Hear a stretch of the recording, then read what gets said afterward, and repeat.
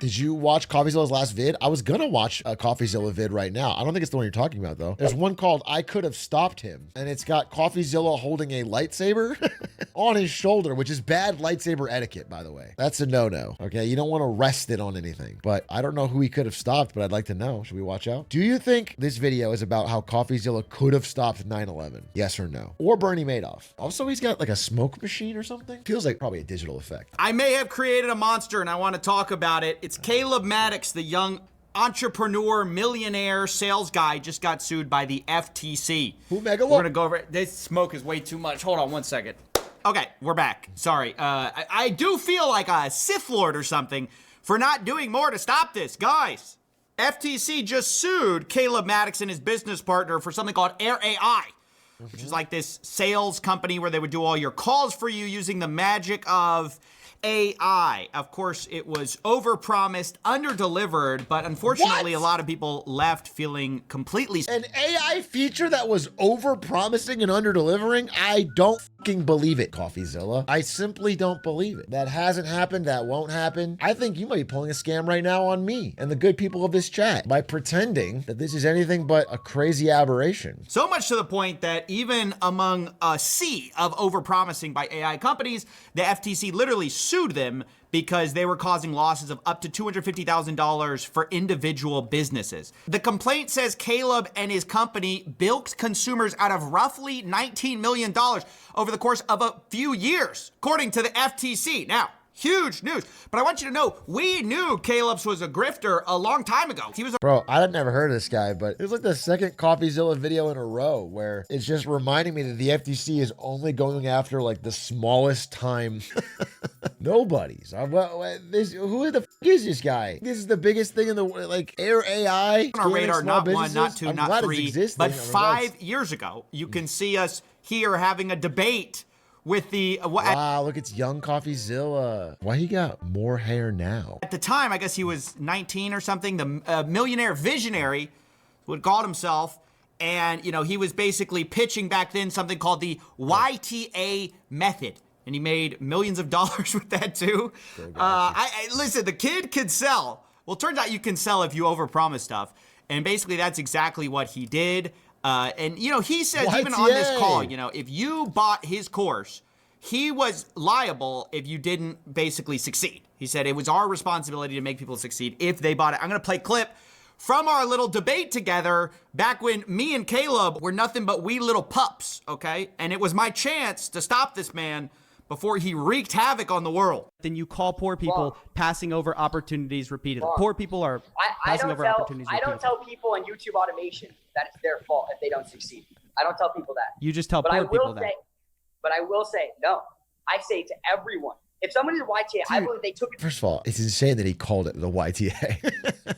But also, yet again, who the f is looking at this 16-year-old and saying, I gotta give you my money for your course so I can get he's at his parents' house. This is crazy. It's our job to get the results. So I understand where you're coming from, but I guess everyone can't understand. That's my financial advisor. And I've always believed small-minded people will never understand big thinkers. Small-minded people will never understand big thinkers. Bro, you are 19. You are 19. I think that's so crazy. It's like, what? You think you're fucking Aristotle? You got it all figured out? It's just your typical grifter slop, you know, believe in yourself hard enough, whatever. But the core thing that he says there is, look, if you sign up to his YTA method, it's his responsibility to make you successful. But follow up, a few short months later after that call, he went ahead and emailed me. And he said, hi, Coffee, hope life is treating you well. I'm shooting you a message because I'd like to do a live stream with you in the middle of the week. He said he wanted to make a public confession about the YTA. He has nothing to pitch. Then he gave me a title sample, 18-year-old millionaire's public confession. This was my chance. I could have had the confession from the man back then. I tell him to be even more specific, and he says, basically, I want to explain why we have practically shut down selling YTA and processed $1.5 million in refunds. I want to retract some things I said in the previous interview and come clean. Okay. I respond, I'm fair enough. I'm down to hear you out. When's good for you. And then I followed up and I got no response. Oof. The window had closed. But that wasn't even my last chance to talk to Caleb, because again, on November 2022, 2 years later, He asks if I'm open to having a call this week. He only needs 10 minutes. I respond, what's it about? No response, okay? But I could have followed up. Maybe I could have reached. Kind of big dogged him there. He kind of big dogged him. He was constantly trying to, he's playing hard to get. I could have fixed him. Now that all brings us to 2024, 2025 when Air AI gets released.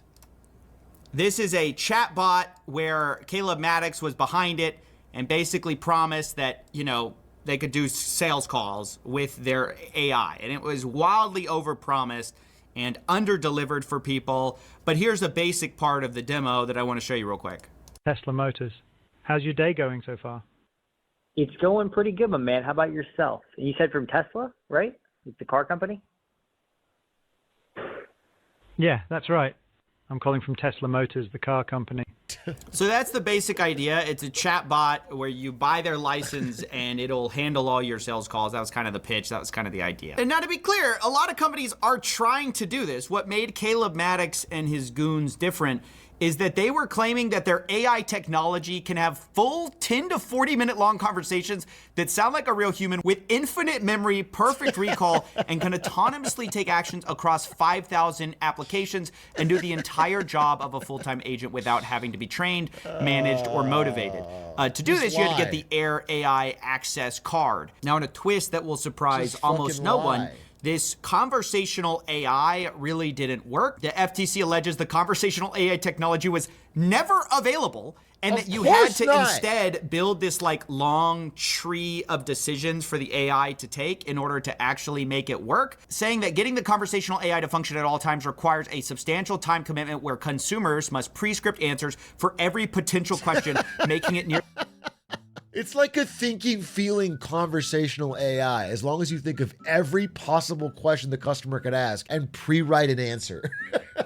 That's one of those sales tree flip books they give to people in call centers, but you recorded it. Now, in addition to that, they had a twist to the whole offer where instead of like using the technology, guess what? You could also sell the technology to other people because of course Ponzi. You could. So they said you could have a license which would allow you to use and resell the world's most sophisticated conversational AI. They claim that you could get up to $1 million per month, saying that it could even be $10 million a month paid out to you. I mean, they were just making wild Bro, claims. this is exactly how Elon talks, though, but nobody investigates his ass. Elon Musk just says, yeah, I probably sell 1 trillion robots. Probably sell 1 trillion. Who knows? Maybe 2 trillion. I think everyone in the world's going to have one. And by the way, I think we're at a real chance of being worth more than Google, Facebook, Apple, NVIDIA combined. This is what Caleb Maddox was sort of known for before. But of course, this time there was a problem because as we said previously, Caleb Maddox said, oh yeah, I had to refund a lot of people for the YouTube automation method that didn't really work like it was supposed to. And according to Caleb, he needed to make a confession for it. But in addition to that, now Air AI is struggling with the same similar idea. Consumers signed contracts offering a refund for, quote, any reason at all. They called it the industry's boldest guarantee. Within 6 months of joining the program, the client will have used Air AI to generate revenue equal or double to the initial cost of the Air Access card. Okay. If not, the client will have the option to cancel their Air Access. So just to be clear, they said they had this incredible AI technology that would take the place of your human sales call employees. Amazing. Then they said you could also resell the technology and make millions of dollars a month. Sounds great. And they said, if for whatever reason it doesn't work for you, we have a guaranteed refund where you get the full refund within 6 months if it's not doubling the revenue of your previous employees. So of course that makes it sound very appealing, but I assume we already know the tech doesn't work, but also they probably aren't paying out refunds. Now we actually have a refund documenting some of this refund experience.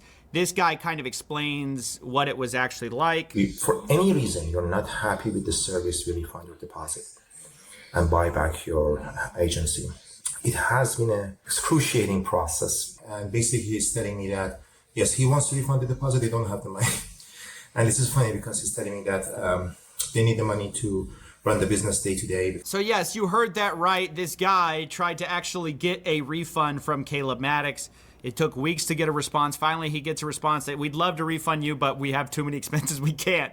We literally can't refund you. So yeah, it's a money back guarantee unless they've already spent your money. So yeah, that's basically the grotesque story. They promised a bunch of things and lied about them. At least he's honest. You're not actually going to get the conversation. That's so fun. It's funny to lie, and then when they ask for the refund, just be dead honest. I guess it's weird to stop lying then. To be like, hey, bro, I don't have it. I don't have your fucking money. Our business is not that profitable. I thought you knew I was lying the whole time. I can't keep it up. You're actually not going to get your refund in many cases, and that's what the FTC alleges. But the part where I really felt like I let people down, okay, is that not only did I call this guy out a long time ago, I probably could have gone harder. I could have maybe gotten the millionaire confession, the 18-year-old millionaire confession, and I didn't. But also, I knew about Air AI being kind of a con for a while, and I even messaged Caleb Maddox about it to try to start to cover it.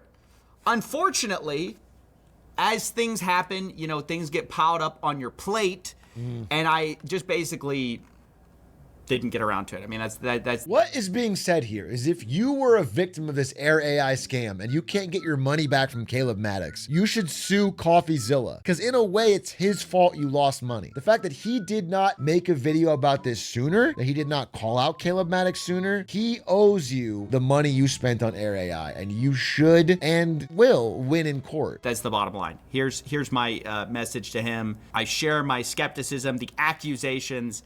And I didn't do it, guys. I don't know what can I say? I just want to put this out there. While he's confessing, I guess I'll confess then. CoffeeZilla asked me to do this is not a joke. I know I do the joke voice. This is real. CoffeeZilla asked me to do an undercover sting where I pretended to be a dumb influencer signing up for a crypto coin so that he could get this other guy. He did ask me to do this, and I followed the guy on Instagram, but then the guy, he did not send me a DM, and I didn't want to open the can of worms. So I let him down, and he could have gotten someone, nailed him to the wall. Why don't you do it? I got cold feet a little bit. The guy was like, I think this is around the time, I'm not even kidding, where we watched that video of the CSGO skin mafia or whatever. And they were sending harassment to people's houses. You remember that? We watched the video about CSGO knives, and I was like, I don't really want to get involved with this fucking guy. Also, the only way it worked, I told Coffee this in the call. I was like, dude, the only way this works is if this guy doesn't look at any of my content at all ever, because I'm so vehemently anti-crypto. So if I send this guy a DM and I'm like, dude, I can't wait to launch a coin, it's gonna be so obvious. But he's like, nah, they'll never check. And the guy has just gone on to continue to overpromise and underdeliver. Listen, I hope Caleb gets his life together, because he's a young kid. I mean, he started out as a young kid and he's kind of grown up into this grifter world. Now I guess he's older, maybe 20-something, 23 or something. But ladies and gentlemen, the pattern has not changed, whether it's YouTube automation or it's Air AI. Caleb Maddox is still over-promising, under-delivering. I want to get the word out there so the next time it happens, people will see this coming. And yeah, that's basically it. I just wanted to report on this scam, express my own disappointment with myself for not catching it sooner. Given that this guy's been on my radar forever, all I can say is we've been like ships in the night several times. Just the confessions almost happened and they didn't. I mean, I truly don't think that would have changed anything. It's not like the fucking small business that bought Air AI would have been like, oh, I saw the confession of a 19-year-old millionaire 6 years ago with Caleb. I don't think it would have changed anything. I think people just get scammed, and the FTC actually did its job in this case. If someone's going to fully lie about tech to a small business, they're probably going to fall for it. And the reason the scam shouldn't work is that the FTC investigates, and they finally did. So